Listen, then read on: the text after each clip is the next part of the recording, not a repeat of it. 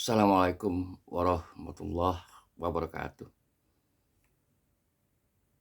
Selamat berjumpa lagi.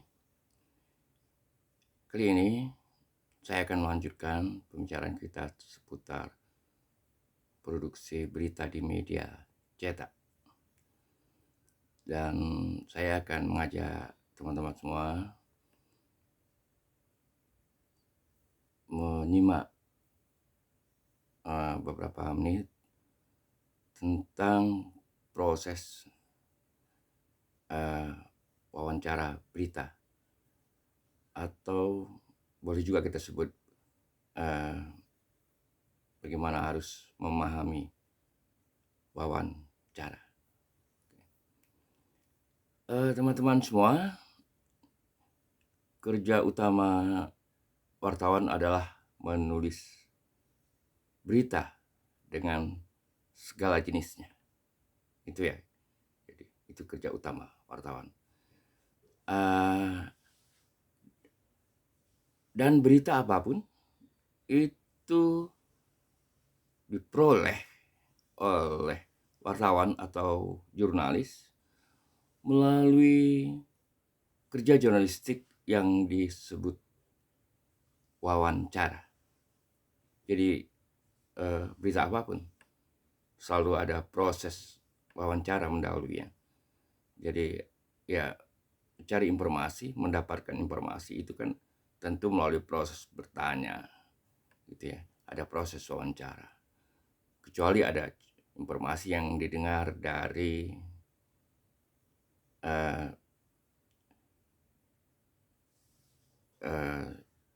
media radio misalnya, atau media komunikasi yang lain, atau diperoleh dari press release, gitu ya, itu informasi.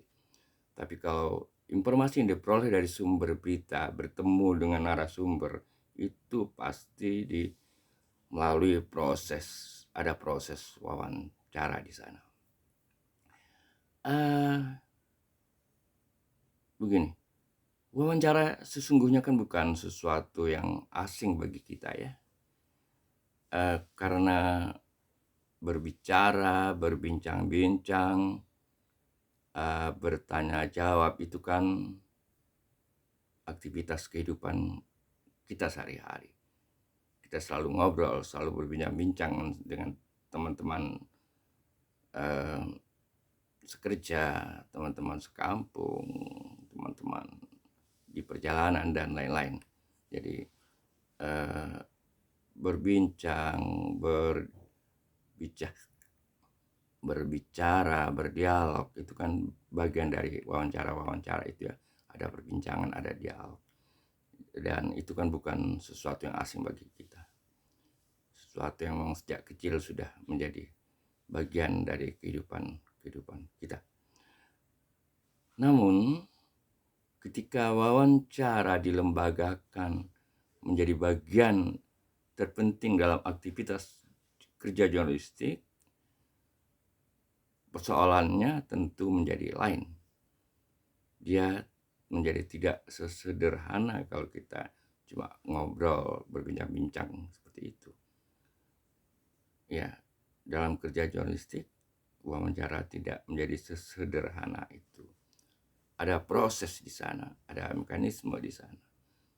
Ada tahapan-tahapan yang harus dilalui, dikerjakan di dalam kerja wawancara itu.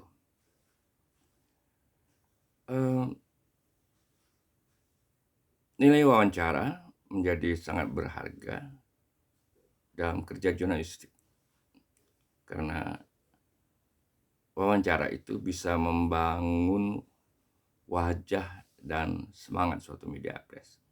Hasil wawancara maksud saya, itu bisa membangun wajah. Kalau wawancaranya bagus, tokoh yang diwawancarai populer dan sukai publik, nah itu tentu akan mempengaruhi wajah dan semangat di media itu. Ya, tapi saya ingin sampaikan dulu bahwa wawancara itu ketika ia masuk ke lembaga kerja jurnalistik, maka dia menjadi beragam-ragam bentuknya. Tidak hanya sekedar dalam kehidupan kita hanya sekedar wawancara itu ya bertanya jawab, berbincang-bincang dan semacamnya. Tidak, ada sejumlah jenis, sejumlah bentuk yang disebut wawancara. Jadi bermacam-macam jenis wawancara itu.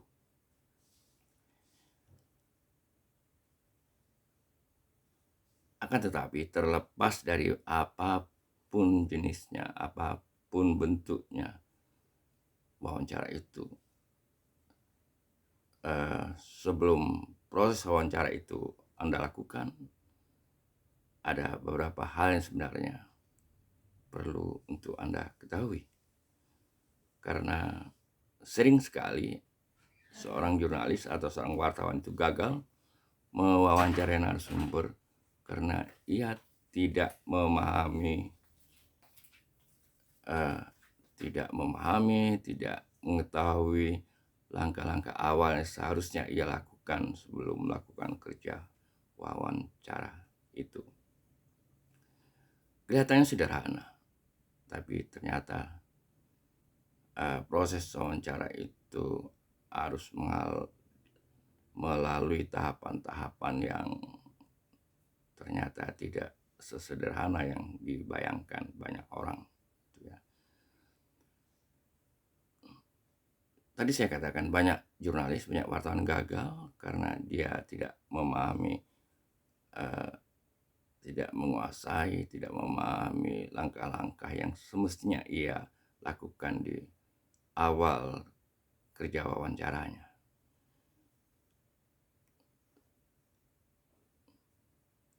Sebenarnya kalau kita mau tidak terlalu sulit untuk memahami itu. Apa yang harus Anda lakukan di langkah awal ketika Anda sudah mendapatkan, sudah mempersiapkan tokoh atau sosok yang ingin Anda wawancarai?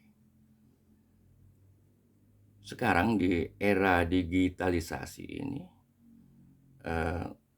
kita akan sangat mudah mendapatkan informasi tentang tokoh atau narasumber yang akan kita peroleh itu. Akan sangat mudah, apalagi kalau informasi itu akan kita peroleh dari seorang narasumber yang memang punya posisi, punya kedudukan di masyarakat, seorang orang penting, tokoh penting, selebriti atau segala macamnya lah pokoknya orang terpandang, orang dikenal masyarakat. Itu kan sekarang banyak sekali informasi tentang dia yang sudah bisa kita ketahui sejak awal. Kita tinggal buka Google, cari informasi tentang dia, siapa dia, di mana dia asalnya, dia lahir di mana, dari etnis apa, dari daerah mana. Jangan anggap enteng soal etnis atau daerah asalnya. Misalnya etnisnya etnis Jawa atau etnis Minang atau etnis Batak dan sejenisnya. Itu tidak bisa kita samakan orang ketika kita berhadapan dengan dia. Karena setiap etnis, setiap daerah itu punya kultur-kultur tersendiri masyarakat. Nah, jadi kita harus tahu bagaimana cara berhadapan dengan dia. Itu. Kemudian kan kita juga harus tahu sesungguhnya dia model seperti apa, model orang yang seperti apa hobinya. Nah, tentang hobi ini, kalau Anda bisa tahu sejak awal itu akan sangat membantu Anda. Misal Anda memperoleh informasi bahwa narasumber Anda itu adalah seseorang yang menyukai lagu-lagu dangdut. Ini misal gitu ya. Nah, Anda harus juga memposisikan diri Anda bahwa Anda seseorang yang juga menyukai lagu-lagu dangdut. Walaupun sebenarnya mungkin Anda tidak terlalu suka, tetapi Anda ketika akan berhadapan dengan narasumber yang menyukai lagu-lagu dangdut itu, Anda sudah mempersiapkan diri Anda seakan-akan Anda juga penyuka lagu-lagu dangdut. Nah, Anda sudah harus mulai mengawalinya dengan mencari referensi tentang lagu-lagu dangdut. Siapa penyanyi dangdut yang populer? Siapa penyanyi dangdut yang disukai oleh tokoh narasumber itu? Nah, ingat, seorang narasumber kalau kita ajak bicara soal kesukaannya, soal hobinya, kemudian kita menunjukkan respect terhadap hobi itu atau menunjukkan bahwa seakan-akan kita punya hobi yang sama dengan dia, dia akan merasa dekat dan akrab dengan kita. Nah, kalau situasi yang dekat, situasi yang akrab itu sudah berhasil kita wujudkan, maka proses wawancara kita dengan dia pasti akan berjalan lancar dan menyenangkan. Ingat itu. Jadi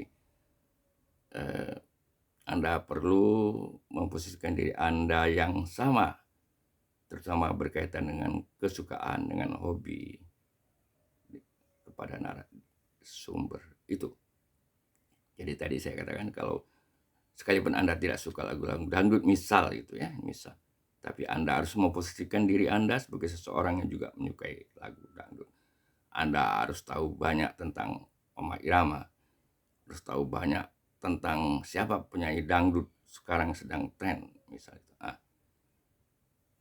sebelum Anda masuk ke pokok persoalan yang ingin Anda tanyakan, nggak ada salahnya Anda singgung dulu apa kesukaannya, bicara dulu soal musik, kemudian Anda bercerita banyak tentang penyanyi dangdut idolanya. Nah, itu. Jadi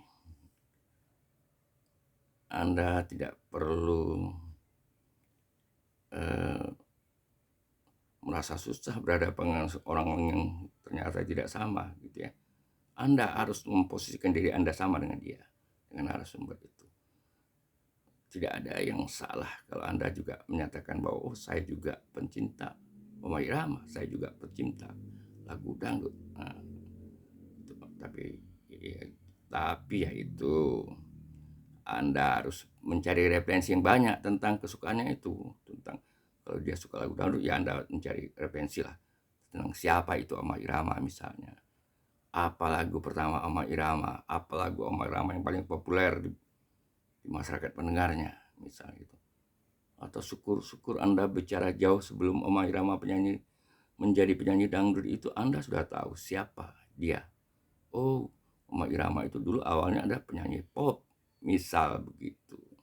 Nah, kalau seorang narasumber itu yang merasa sama dunia kesukaannya, dunia hobinya, maka dia tentu akan sangat gembira, sangat bahagia, merasa bertemu dengan seseorang yang dekat dengan dirinya.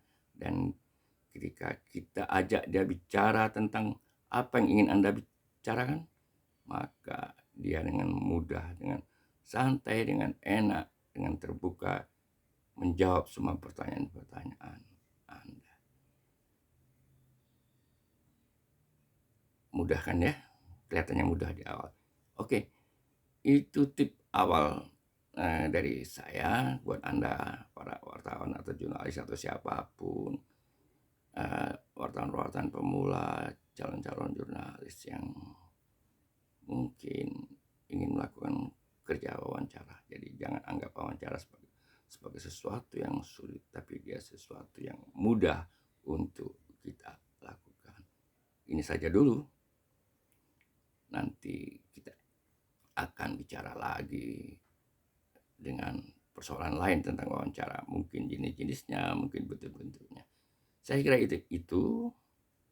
Semoga Anda bisa memahami pembicaraan yang sekilas ini.